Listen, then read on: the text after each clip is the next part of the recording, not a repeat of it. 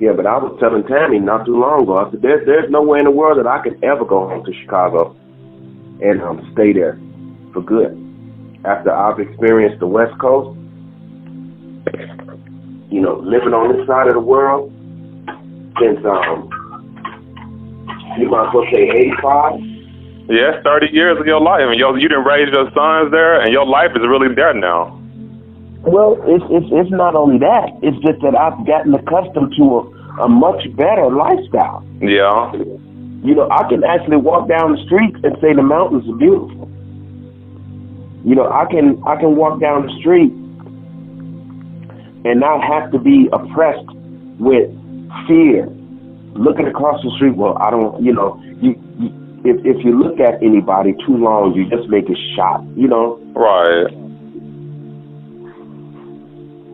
I'm not depressed because there's jobs out here, and the jobs out here pay good money. In Chicago, it ain't no jobs, and if you do get one, you still ain't going to be happy because it's barely paying you.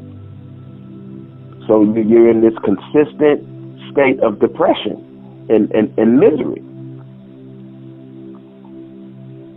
And if you ask most of the people who I grew up with, what are you doing out there? Where are you working? Oh, I'm working down here at Jewel's grocery store. What are you doing down there? Oh, I'm bagging and I'm doing stock. Come on. Come up, man. You know what I'm saying? Right. I understand somebody has to do it. I don't get caught up in those white sayings that do nothing but justify a person's lack of interest to try to do better. That's why, if somebody's got to do it, but why does it have to be you? That's my attitude. Right.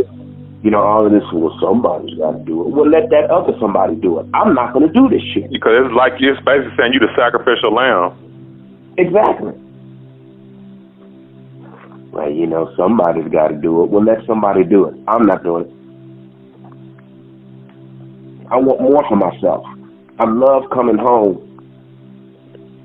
to my beautiful place. I love coming home. I love getting off the bus, walking down the street through a beautiful, gorgeous neighborhood, knowing that I can afford to live here. This is where I'm staying. This is where my life is now. I mean, it's easy for me to go back home and walk through a neighborhood that was completely beautiful to me, all of the greenery and all of that. It's beautiful. I grew up in a beautiful neighborhood. But if there's no opportunity out there, it's not going to mean anything if you're always oppressed with depression and worried about how you're going to pay your bill. You can't enjoy anything. Yo. That's why also, it's, anybody who's talking that money ain't important or money is an illusion, I run away from people like that because they living in fairyland. Yep. Sure, in order to even live your full potential, you got to have money and you got to have everything taken care of. Your bills, all your debts need to be taken care of. Otherwise, you ain't going to never have peace of mind because you're always worried about, well, I can't pay this, so I need to hustle the money for that. That's a constant stress that you don't need.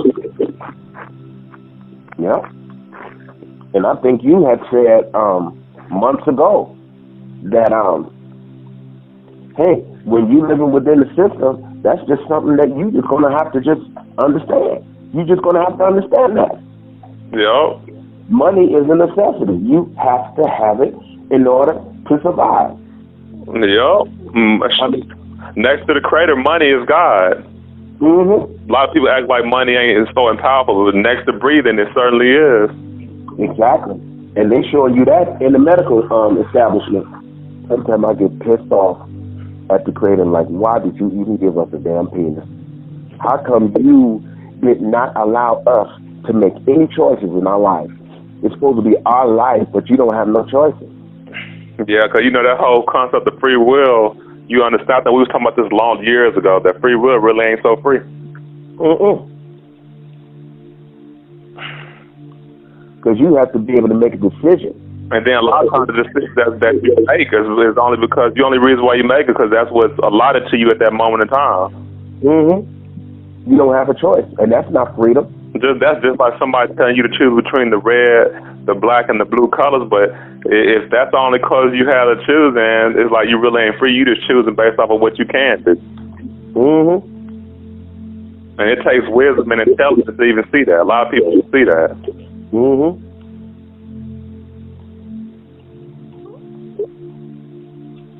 You know, just like the government say, oh, you have your freedom, but it's limited. Yeah, and then you got to pay taxes, and if you don't pay taxes, they can come after you and garnish your check.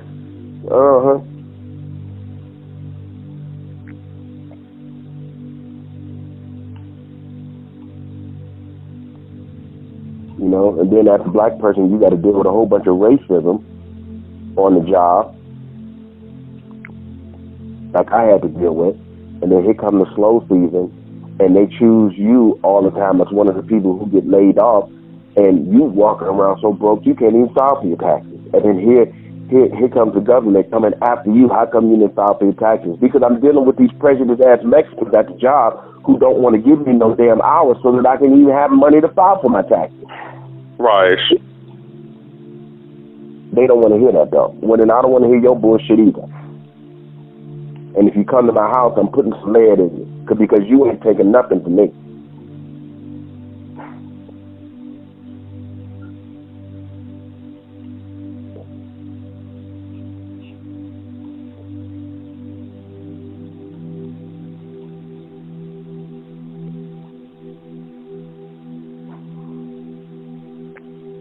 Because when I went down there to pay my rent, Martha, the real estate agent, she said, you know, during that slow season, she said, I felt sorry for you. She said, because you were stressing out a lot more than we was. She said, we weren't even sweating it.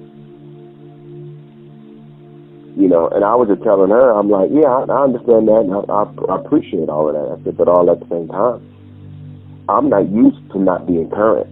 I'm just not used to that. I like being current with everything. Yeah, sure. I'm temporarily in a situation like that too, so I know, and I'm not used to that either. I'm used to always being on top of it. Like I told you, man, last month, man, when that tax bill ain't no joke. I paid it all, man, but it wasn't.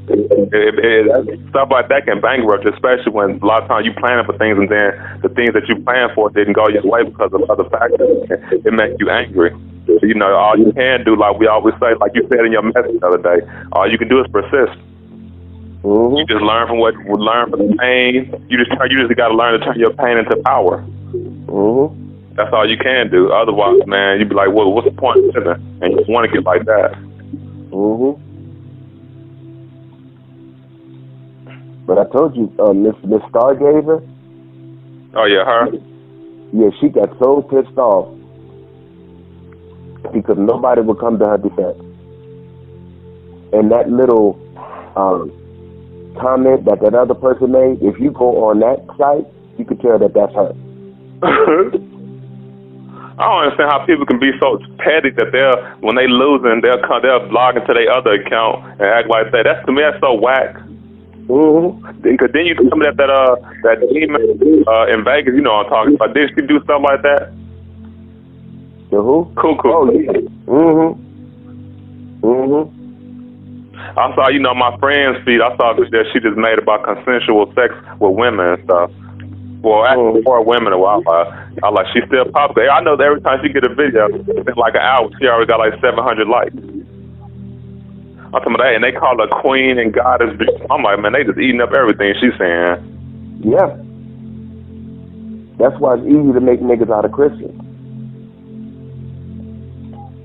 You know, and I think somebody, if not me, somebody's going to need to speak on that one day. I think that's one of the first things that they notice about the African. All you got to do, like it says in Shaka Zulu, show these niggas something shiny. That's all you got to do. Show them something shiny, and they'll follow you. That's all you got to do. Tell them something that sounds good, and they'll bob their head to it. Yep, and make a dance to it.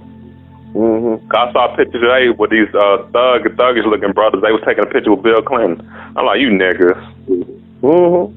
I'm like, they don't know that he was the reason why a lot of black men are locked up for the stupidest time sentences because of the bill he signed back in the 90s. Mm-hmm. Black folks are just dumb. Yeah, they are. Sometimes, man, if I didn't know what I know, you'd be like, man, did we deserve to go in this chains or something? You know the way our people act. You know what? Evidently we did. You know, a lot of people want to be angry, like, no, we didn't deserve to go in chains. Number one, my ancestors went in chains. I didn't go in no chains. So evidently, I didn't deserve it. Maybe they did. Right. Yeah, that's a selfish way of looking at it. You know, that's a realistic way of looking at it because ain't nobody put no chains on my wrist and no flintlocks on my ankle. You know, because number one, I'd have died anyway. You know, because I'm just not one of them people, you just not going to make me out of no slave. That shit's just not going to happen. You're right. So you might as well kill me right now. Because I'm going to fight you. You know what I'm saying? Yeah. That's why I stay out of the way of the police, because I know how I am. I'm not going to stand here and let you put your hands on me. You are not going to bum rush me. I'm going to beat your ass. And you will kill me, because you're going to have to do it. Because that's the type of ass whooping I'm going to put on you.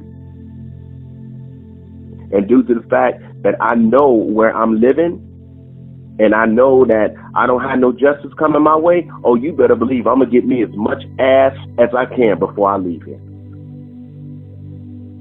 I'm one black man these cops are going to remember. This nigga killed damn near 3 cops before we killed him, because he wasn't playing. You goddamn right, I wasn't playing. I'm not the one.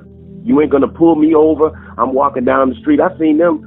This cop brother just walking down the street. He didn't do nothing but cross the street, and he's walking down the street, and it's this motorcycle cop just stops him for no reason, and so they on the sidewalk to where I have to pass. I just went back the other direction, crossed the street, went on the other side, because I know me. I'm not going to tolerate that. I know good and well, because it happened before when we was living in North Las Vegas. I'm walking down the street. I can't walk past them. The cops stop you too. Hey, what's up? Where you going? You got any warrants? I'm not gonna answer no question. I'm just going home. I don't have to talk to you. And it ain't none of your business where I'm going. You know, there's just certain things I'm absolutely not going to put up with. That a whole lot of black folks, well, you know, they'll kill you. Get your Uncle Tom ass out my face. I'm absolutely not going to tolerate anybody harassing me. I'm just not going to do it. And I think it's stupid if you walking down the street minding your own business and a cop just roll up on a motorcycle. I think it's stupid for even you to ask them, what did I do? Nigga, you know you didn't do nothing. What the hell you asking him what you did for? I'm not going to ask no question like that. What did I do? You ask him, why did you stop me? You don't put them in the position to make some stuff up. All of this, what did I do? Nigga, you didn't do nothing. But you heard what I was saying, though, right? Everything. Yeah. You know, I think it's stupid, you know, to stop. What did I do? What did I do? You didn't do anything. Stop saying that. But that just shows you how mentally dead we are. What did I do? What did I do? Are you serious? You not insane? You mean to tell me you're not conscious of your every move in your life? What the hell is wrong with you? You know you didn't do nothing.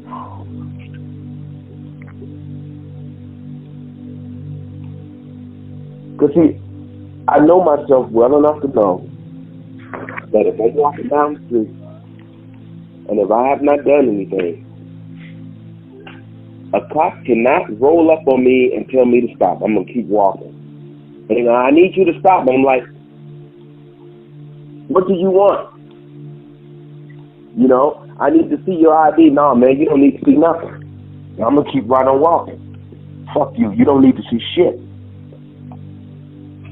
Just walking down the damn street. And then if it gets aggressive, well, tell me, why do you need to see my ID? For what reason? Well, where are you going? I'm going home. Is there something wrong with me going home?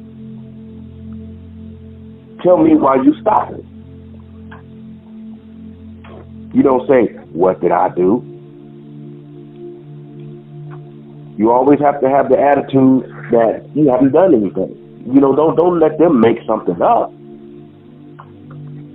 Because then they're gonna, well, you know, they had a complaint down there down the street, and you know, the guy fits your description. Yeah, I know. I've been fitting y'all description ever since I got here.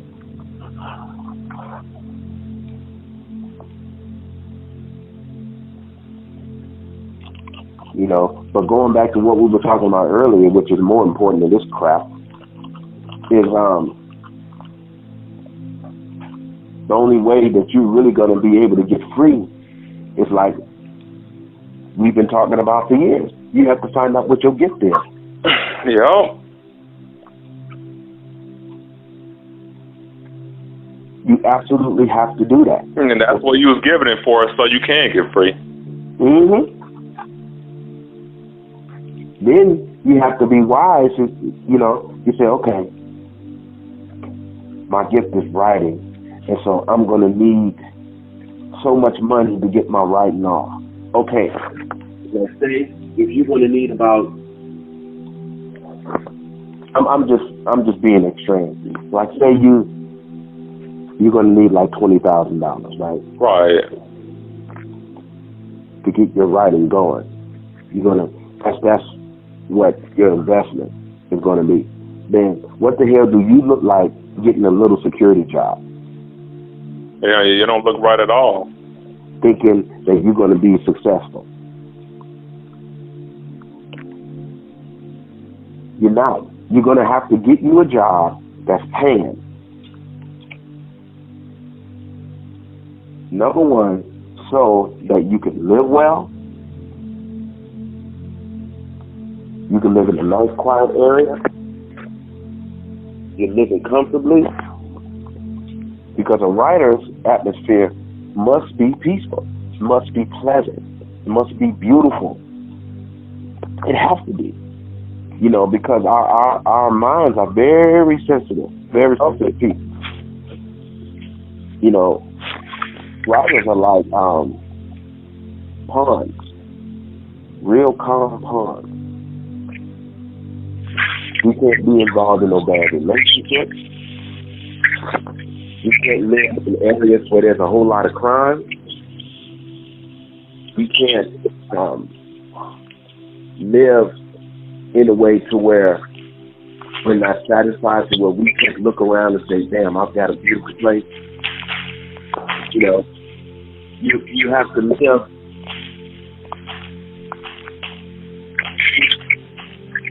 You can't live like a public, because then you're going to be depressed. Yeah, but when you're depressed, you can't write effectively. That's just like Joy just telling me. Sometimes me and her talk, but I had brought up a video that I told her that I uploaded on my Facebook about her. But I told her that I noticed. Is that my phone again? I don't know.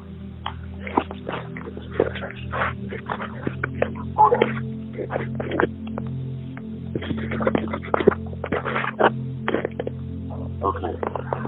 I had told her that I noticed that she had said that her garden represents who she is.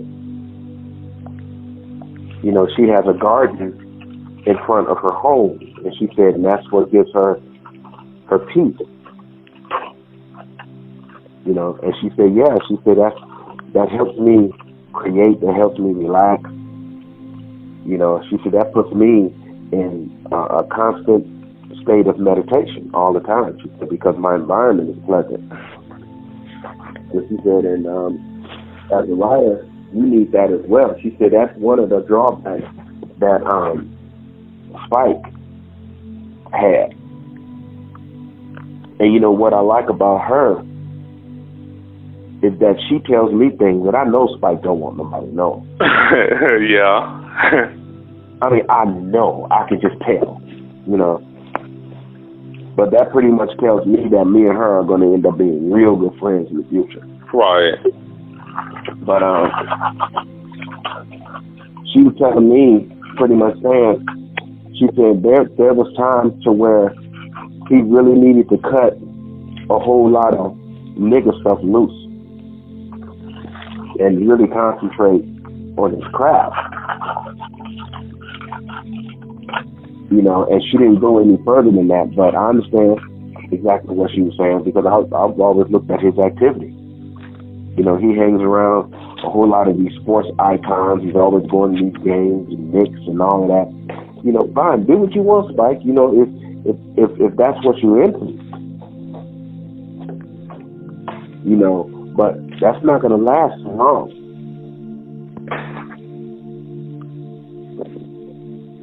Me, I want to be an outstanding full-time writer.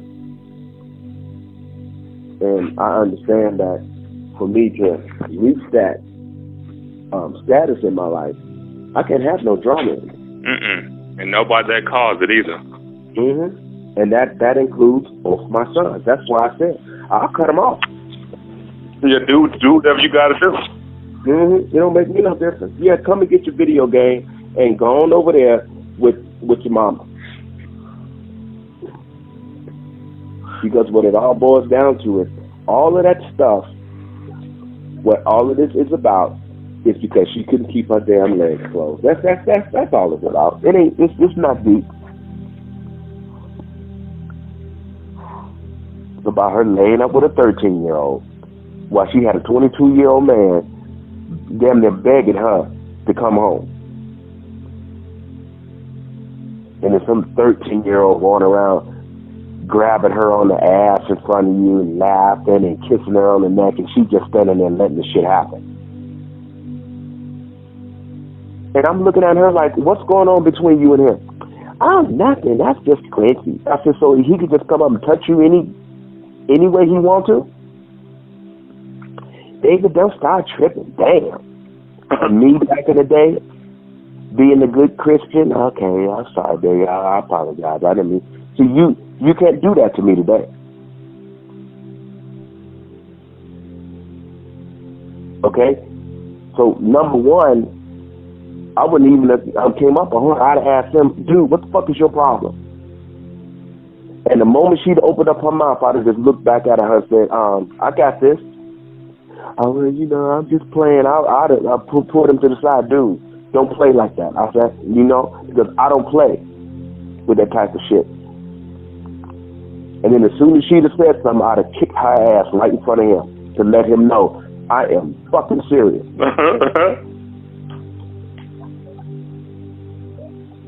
And as soon as her mama would have came outside and her mama's boyfriend would have came outside, I'd have ran up on them like, what's up? No, we just want to know what's going on, you know. And I'd have told her mother's boyfriend, you tell your little ass son to keep his hands off my woman. All right? And I'd have told her, and if you got a problem with it, then you come to my place and you get your little daughter's shit out my fucking place and move this bitch over here with you. See, that's the type of man I was supposed to have been back in the day. You know, because her mother's boyfriend, Herman, told me, he said, you got to kick her ass.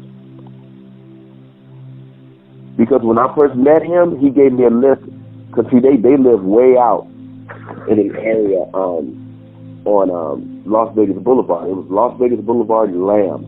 And they was living in these trailer homes. and I needed a lift downtown Las Vegas because I didn't know Las Vegas that well at the time. I think that was like about a week after I moved out there. And he said, "I'm on my way downtown now, man. I'll take you down there." I said, "All right." Gave him, tried to give him some gas money. He said, "No, man, it's cool, it's cool." And so when we was on my way downtown, he said, "So you and Tammy gonna get back together?" I said, "Well, that's pretty much what it looks like." He said, "I can tell she care about you." He said, "But you know what you're going to have to do, right?" And he looked over at me. I'm like, "What you talking about?" He said, "You're going to have to kick her ass." He said, "Because Tammy has got a real bad attitude, man." He said, "I don't know if you into hitting women." He said, "But I'm a slugger." He used to call himself the slugger. Uh-huh. He said, "But I'm telling you," he said, "the mouth that she got on her," he said, "if you don't tame it," he said, you gonna be in some trouble." He said, "If you punch her in her stomach one good time, she'll calm down." I was like, "You know what, Herman? That's not the way I live, man. That's not the way I live. And you know what? That's not the way I live now.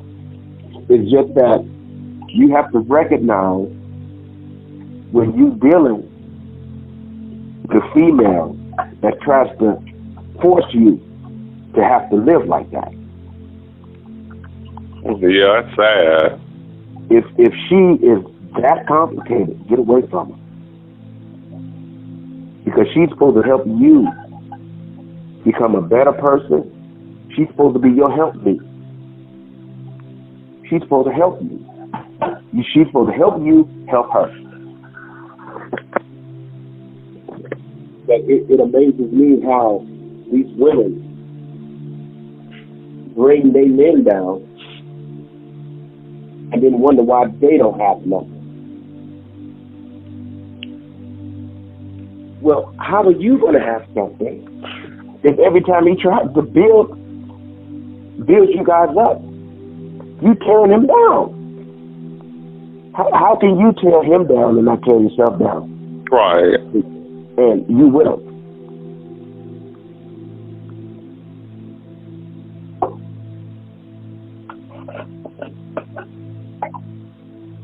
And so she spent 8.5 years tearing me down. To the point to where, when I sent you that picture, I exploded up to 260 pounds. A man who was nothing but 5'9", 260 pounds. 5'9". So I was dying. Yeah. I was dying. A lot of people say, "Why you say that?" Because I'm 5'9", 260 pounds. I was dying. Well, how was you feeling, dude? You're not understanding what I'm saying. I was in a very unhealthy stage. And when you're in a very unhealthy stage, you're pretty much dying. It's only a matter of time. Because you see, when you meet me, I'm not no tall dude. I'm only 5'9". Mike is taller than me. Oh, I didn't know that. Yeah, Mike is 5'11". I'm only 5'9". I'm 6'2". I'm a short dude. What about your sons? How tall are they? Let me see. Deshaun is 5'11", and Dylan is I think Dylan is 6 feet right now. So it's like if you look at those pictures, that they're both taller than me. I'm a little dude, but most, I ain't trying to boast, but most wise men are very short. Yeah, I definitely agree with that.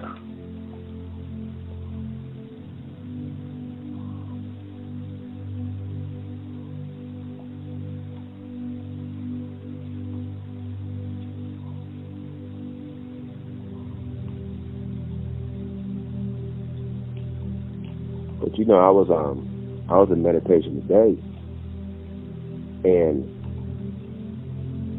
I was asking the Creator, okay, look,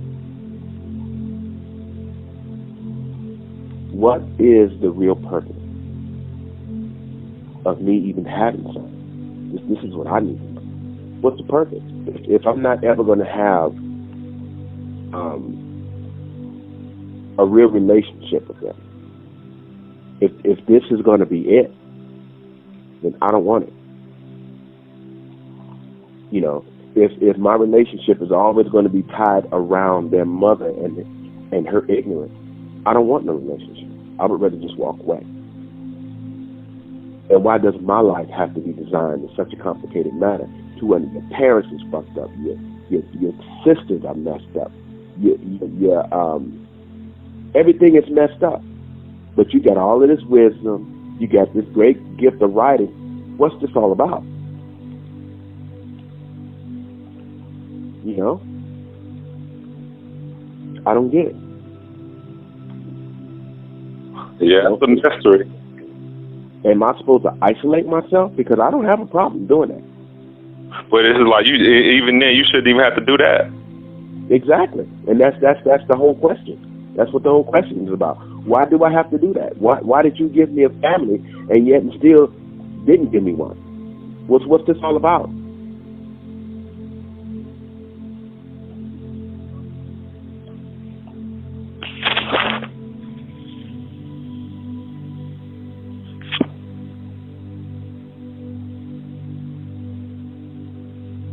Because I'm very much content with myself. You know, I can deal with people and I can deal without them. You know, it doesn't matter to me. Yeah, you know, that's like that post I put up today. I was telling you about in the elementary school site. Most of the people that I grew up with and I went to school with, I put it like that, I didn't associate with them over the weekend. You know, like when we all grew up together, and I told them I didn't grow up with none of you niggas.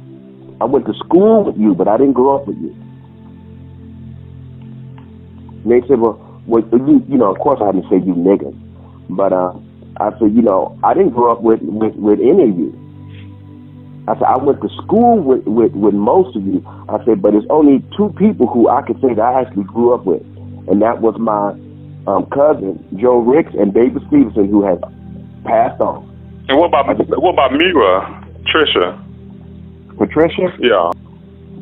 She wants the future, and I was feeling that way for a minute. And then she was telling me about all the pets she got in Texas, and she got goats, cows, and goats. Yeah, she got a farm out there, and I'm like, no, it's not gonna work with me. Now, I can't be around anything Western, you know. I can't be around all that.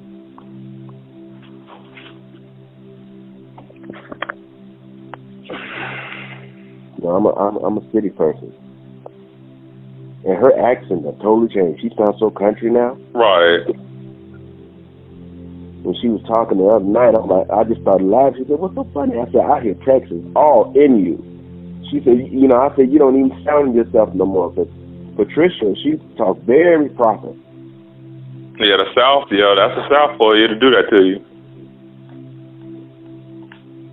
And you know, a lot of people are shocked, like, David Playboy and Patricia Jones? That's an unlikely thing. That's because it was secret. And Patricia was fine, man. She was short, real petite, very pretty in the face. I mean, everything was natural about her. It was all the niggas in the neighborhood wanted her. But she did go off on me. It was like a couple of weeks ago. Mm-hmm. And she had some type of breakdown, emotional breakdown on the phone. And she said, you know what? She said, there was times to where I was really mad at you. She said, and now that we got back in touch, and she said, I think that if you would have just said something, you would have called. She said you would have avoided me and you a whole lot of hardship. You know, and she felt like if I would have told her mother how I felt about her, or if I would have just said something, then it would have caused, it would have prevented us, pretty much what she was saying. You would have never had to meet Tammy and go through that stuff, and I would have never had to meet whoever and had to, you know, she was just saying it would have relinquished us a whole lot of hardship. Yeah. We could have been together years ago. What do you think, in regards to that topic, what do you think about people who say they don't have no regrets in life? Do you think they lying? Yep, everybody's got regrets. Cause I'm like, man, people be saying they don't have no regrets, man. It's like they act like they everything, all they bad decisions that were just too stupid. It's they act like it was a good thing they made them. And I feel like that's being disingenuous. Me, I see regrets in a different way. Now, when I close my eyes for the last time, I don't want to have any regrets that I mistreated my son. Right. You know, when I close my eyes for the last time, I'm going to know that I was a good brother to Josh. Right. You know, I was a good father to my son. Regardless of how bad my kid's mother treated me, I was still respectful and kind to her. I don't want to be laying on my deathbed feeling like, damn, I did this. And that don't necessarily mean you think you're going to hell. It's just that you really having regrets is just you thinking that you would have, you wish you had been a better person. Oh, well, I definitely don't have that flaw. Neither one of us do, so. Now, I have some regrets. Even though I know the roots of it, I regret that my great-grandmother was afraid of me at times because of my anger. Because I was coming up and I had a lot of anger in me because I didn't understand anger at the time. And I was in an atmosphere to where it was full of discord. And I didn't have a father around to come and explain it to me the way I explain things to my sons. I had a dad who come around. He didn't do nothing to criticize. Yeah, that's mine. Yeah, he didn't do anything but add to anger. Yeah, and you know that call I sent you at one time a few months ago. That's how he is all the time. Mm-hmm. So you know better not do what that's like. Mm-hmm. When you know you don't have nobody to be emotionally there for you, they just barking at they talking at you instead of to you. Mm-hmm. And then you have a mother who's a bitch and who's always calling you evil and fucking with you. Any little, just fucking with you just for any little reason. She knows you up in your room, minding your business. She called you downstairs, take out my trash. You go back upstairs. She's calling you 10 minutes later. DA, go to the store and get me a pop. You go to the store and get a pop. And you hoping, okay, I hope your motherfucking ass is done for the day. You go back in your room. She's calling you 5 minutes later. And now you're pissed off because you're coming down the stairs and you look at it. Then this motherfucker got the nerve to ask you, what's wrong with you? What's wrong with me? You keep fucking with me. That's what's wrong with me. Now you evil. They make you angry and then call you evil. Yup.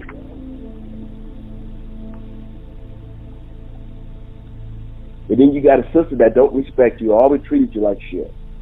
Therefore, you don't know what it's like to have a sister. You don't know what it's like to have a relationship with your grandparents because you was raised up to call your grandfather Junior. What? Yeah. I don't want you calling him grandfather. You call him Junior. So I grew up calling my granddad Junior. And then didn't realize what type of effect that had on my relationship with him. That prevented an emotional contact with him.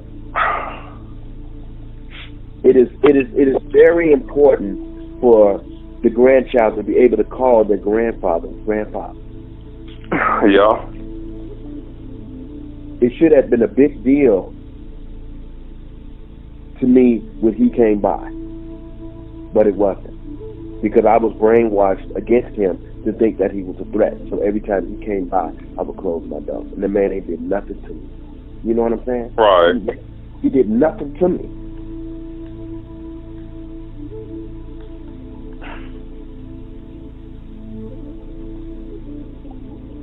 Nothing at all. He never did anything to me. I never hugged her. Never hugged my grandfather. And he was right there.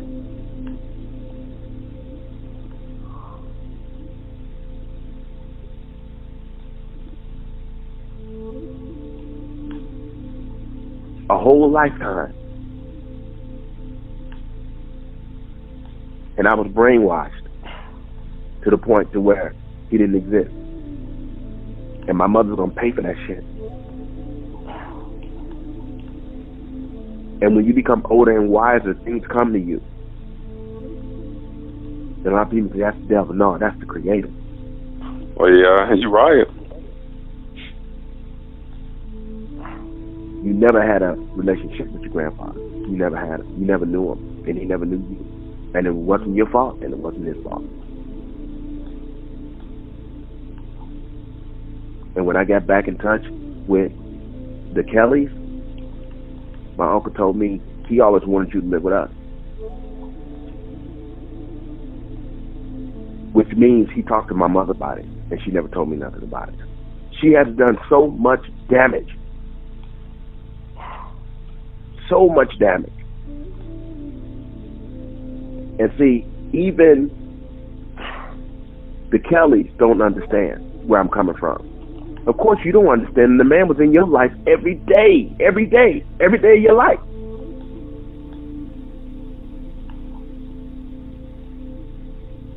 He was a father to you. He was my grandfather.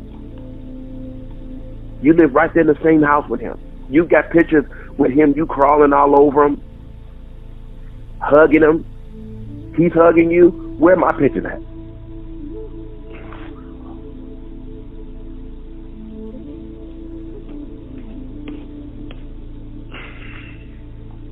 I was raised up to think that he was a threat. And the man never did nothing to me. He didn't do anything to me.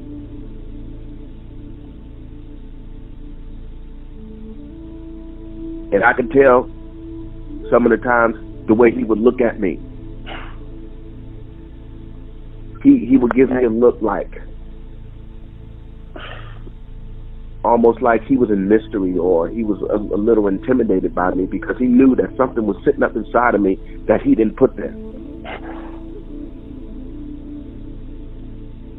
And my Aunt Andrea, she's a bitch. And like I say, they've been around him all their lives. He's been a father to them. They've been kids, they've been daughters and sons to him. You know? Yeah. He couldn't even be my grandfather. I was taught against that. And I didn't have a father coming around who complimented me not one goddamn time. Not one compliment.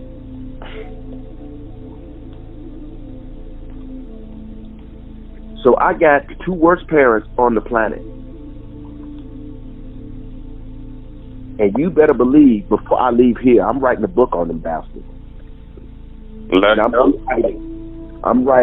to write it in such a way to where people are going to wake up and say, you know what, I got to do better. Because look at this man. Look how he made it. He didn't have no inspiration. The only inspiration had to be the Creator. It had to be the Creator, because it wasn't nowhere else.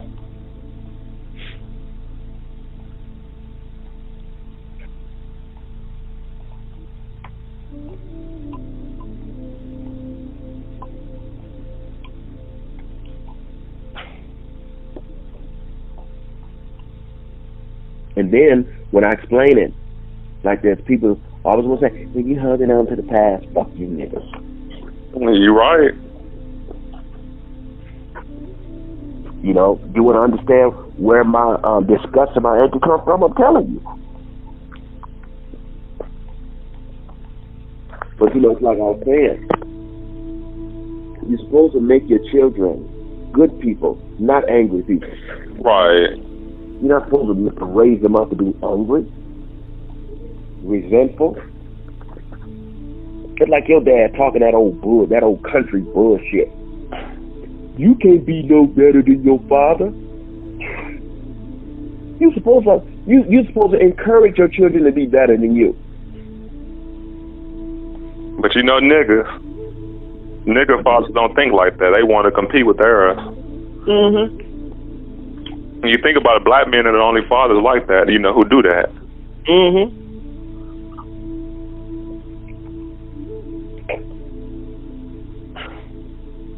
That is so pathetic.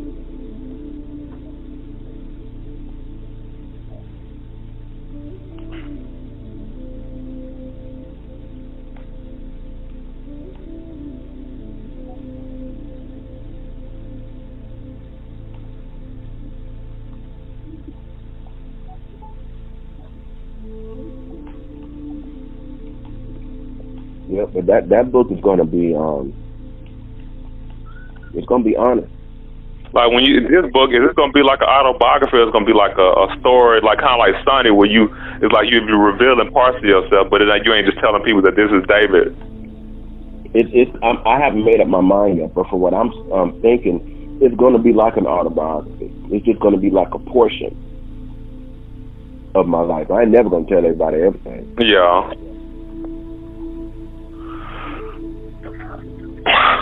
Yeah, Dave, you didn't live about 10 lifetimes, man, compared to most folks, the stories you didn't told me. Like your grandfather, you know, so the grandfather you talking about, is he the one that you posted the other day? Because he looks like a beautiful human being. Yeah. Mr. Kelly. Mm-hmm. You know, beautiful red. He looked like he was red bone too, like you. Yeah, that's where I get it from. I mean, I look like him. You do. I'm like, okay, I like this where David get his redness from. Mm-hmm. So okay, Mr. Kelly. How long has he been gone? I think about 10 years, and I didn't find out that he was dead until I got on Facebook. Oh man, I know that hurt so much. Mm-hmm.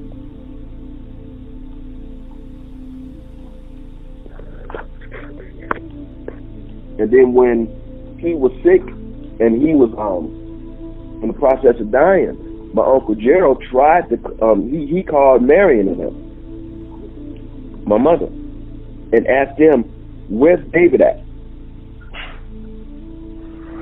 We need his phone number because he needs to know. They claimed they didn't know where I was. That's evil.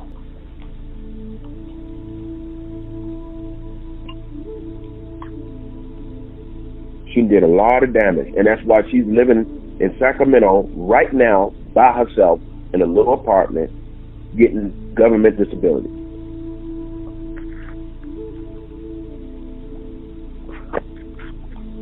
I was telling Tammy about my sister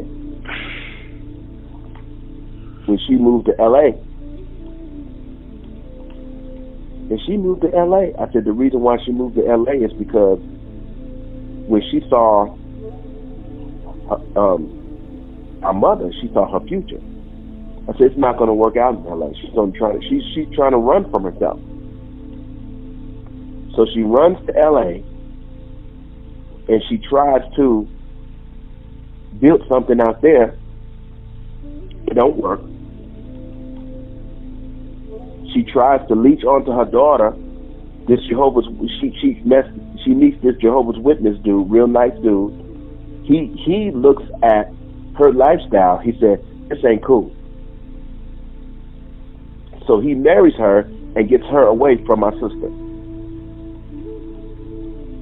So what happened? BB goes back to Sacramento. I told Tammy, I said, she is not going to be able to run from her future. And she has done the same dirt that Mary has done. And it's only right that they end up with each other. And it's a damn shame because Sacramento, to me, Sacramento was paradise. Yeah, I remember you told me a few times when you went there, and you felt like it was heaven for you. Like didn't you say you want to get you like a place out there one day? Yeah. My sister asked me, she said, how you like it? I said, you know what? I said, I could die out here. She said, why you say, don't be saying, no, you don't understand. I said, I don't have to go anywhere else on the planet. I can live and die right here in Sacramento. She said, why do you feel like that? I said, because Sacramento is everything that I love. They have an opera theater downtown. They've got authentic buildings and houses out here. The weather is perfect. I absolutely adore Sacramento, California. I adore that place.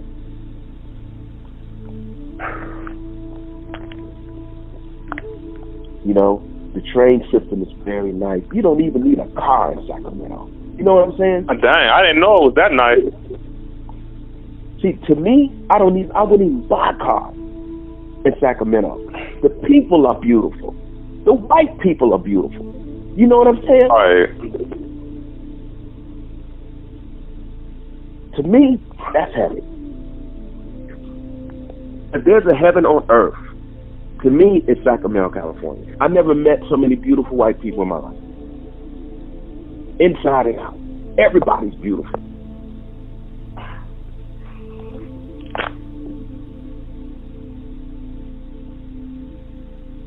Everybody. You know? I've never been to a city where there's just so many beautiful people. People walk past you on the street, how you doing? Good morning. I'm like, damn.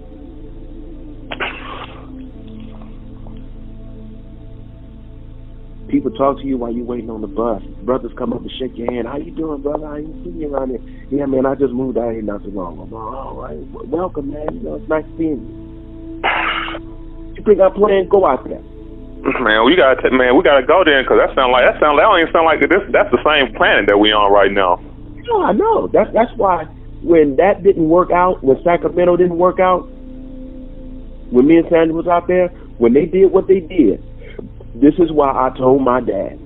I said, when I packed that Escalade, when we packed that Escalade and rolled, I said, that was it. I was done with them. Done. I said, because not only was I done with them because of the things they said and did, is that I had to leave a place that I was totally in love with. Totally in love with the place. And they didn't give me a chance to even get started. You know what I'm saying? Right. At least give me a chance to get started. We had an apartment waiting for us. We were just waiting for the manager to come back from out of town. So you give him money, just move right into place. Right across the hallway from a brother who I used to work with out here named Ron, who was also a writer. Perfect. Perfect. You know what I'm saying? Right.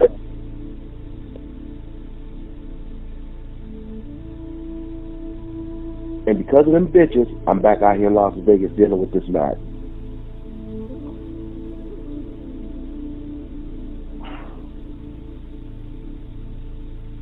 I mean, just a beautiful place. And, you know, and the apartment that we was going to have, it was going to be like it was a downstairs apartment. It's like a basement apartment. But it was huge and it was beautiful. And if you leave the apartment, you go outside, there's huge trees on both sides of the street. You walk down the street to the corner, right across is a little privately owned coffee shop that's got little seats sitting outside with, you know, little tables and little umbrella. Perfect. Just beautiful place. You know, you look around and you think you're living in the 1920s because they still have those same type of buildings out there. You know, no moderation. The people are nice. The old people are nice. The young people are nice. The middle-aged people are nice. Everybody goes downtown. There was a thing to where early morning before everybody go to work, everybody would go downtown Sacramento and sit in what they called a circle. It was a big area called the Circle. It wasn't real big, but everybody would go get their Starbucks, and some people would go get their muffins or whatever they like, and everybody would sit outside and talk to one another. And you would meet somebody every day. It was beautiful. Man, I hope it's still like that now, because that was a long time ago. Yeah, and for the first time in my life, I didn't give a damn about race.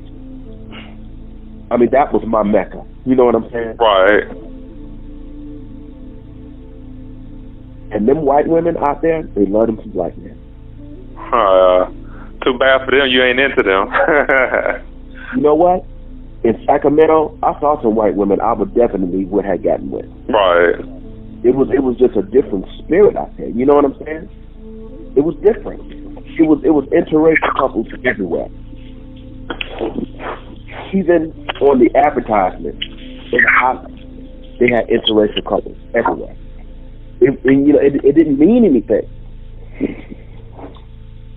in Sacramento because it was going on so much out there. Nobody cared about it no more.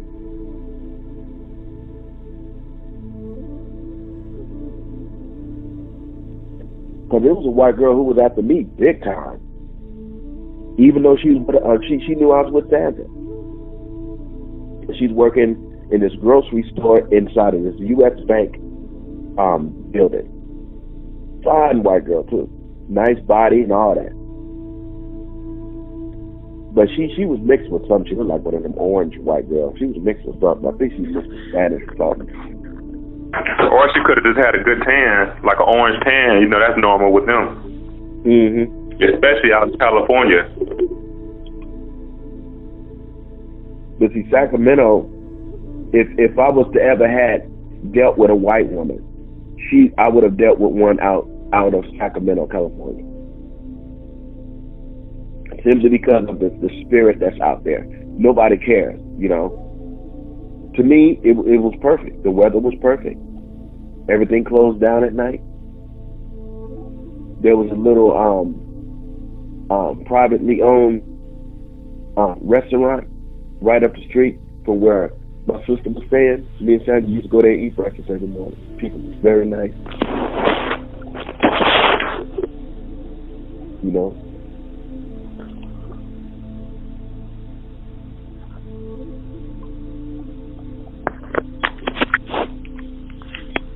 I could have made it, and I said because I know for a fact that I would have eventually had to send Sandra back here. Right.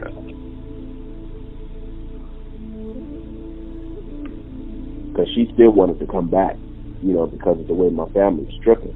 I said, let's just give it a little bit more time. I said, because I would like to stay here. Right. But I'm only going to put up with this for so long. I said, but if I get grounded here, I said, if this man comes and I get this apartment, I said, whether you want to stay here or not, it's not going to matter to me. I'm staying.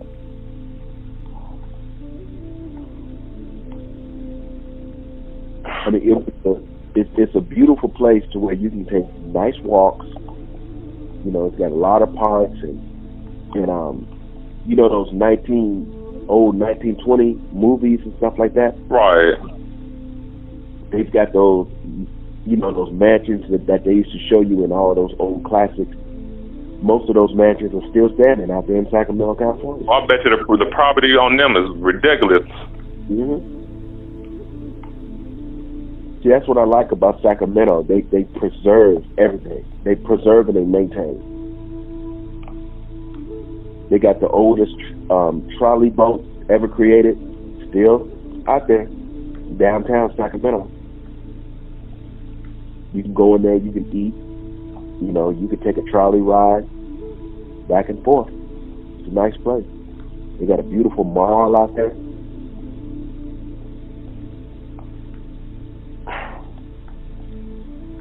They just some demons living in paradise. That's all they are.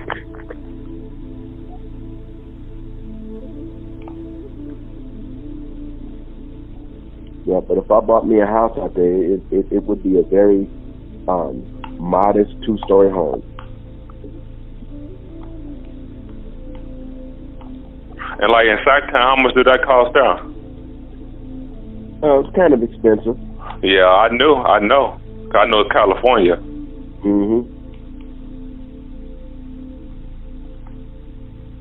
And it's the California capital.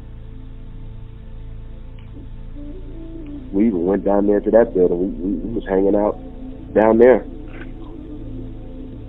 Because on our off days, because see, me and Sandy was working at Target. Because we were just working there so we can save some money, get the hell up out of there. And so on our off days, we would go down and kick it at the Capitol because we got tired of dealing with my sister and my niece. You know, they were just disrespectful. So to keep ourselves out of trouble, we would just leave. You know, there was times we would go across the street and sleep in the damn park just to get away from them niggas. Dang, you know it's bad when you sleeping outside just to get away from somebody. Yeah. I mean, going through all of that,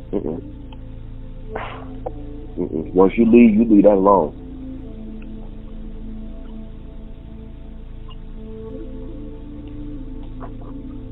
One thing you don't do. That's why the rest of my family members who don't know the history with them, it's easy for them to talk. You know, and tell me how I should feel and all of that. That's why I get a lot of them told, you know, don't be telling me how the hell I feel. You know, because you guys have been lied to. Y'all don't know what it's like to deal with them. Yeah. So I'm going to get me some sleep, man. Oh, okay. And, huh? They all say it's good talking to you. Yeah, I got a lot out tonight. Oh, yeah, definitely, man. You know, it sound, but man, I was wondering if you was crying or what. I can understand when cause I can hear your voice breaking, like when you was telling about your, you know, growing up and how certain things like your grandpa and that witch call your mom and stuff like that. I was like, you know, I was like, I didn't intend to get you to cry or whatever. No, it's that hurts, you know. Yeah. Because for a person to be tricked into not enjoying, but it feels like they have a grandfather. You know, that's evil. That's very cruel. You know, like I told her, and like I told my Uncle Gerald, it should have been a big deal when Granddaddy came by. When he came by, I should have been running out my room getting my hug. Hey, Granddad, how you doing? Hey. You know, there were some times he stepped down and he told me some things.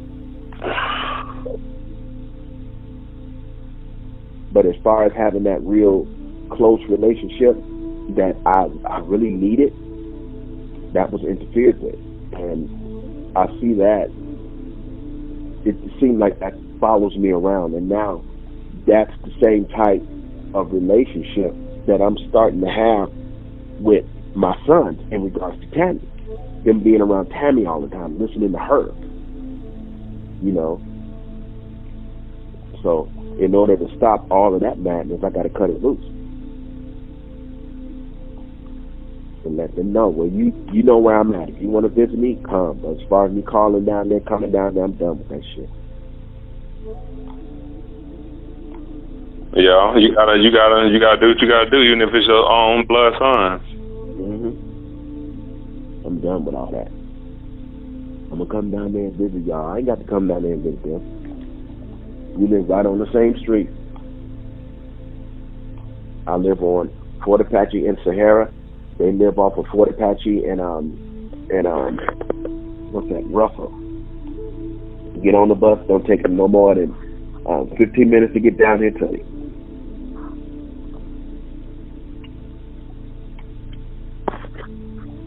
You know, it's just certain things I need you know.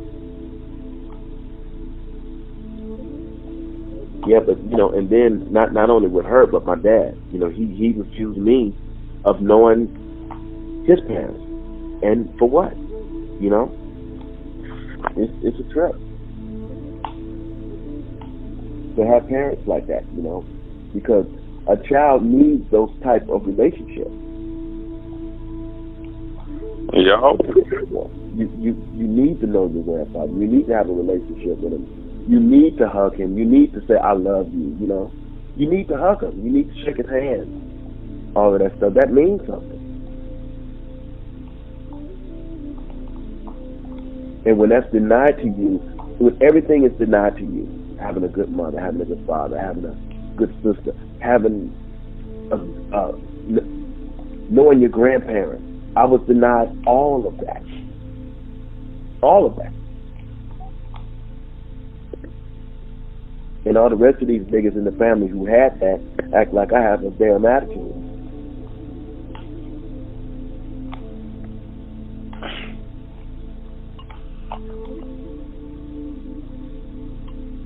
You know, so the hell with him.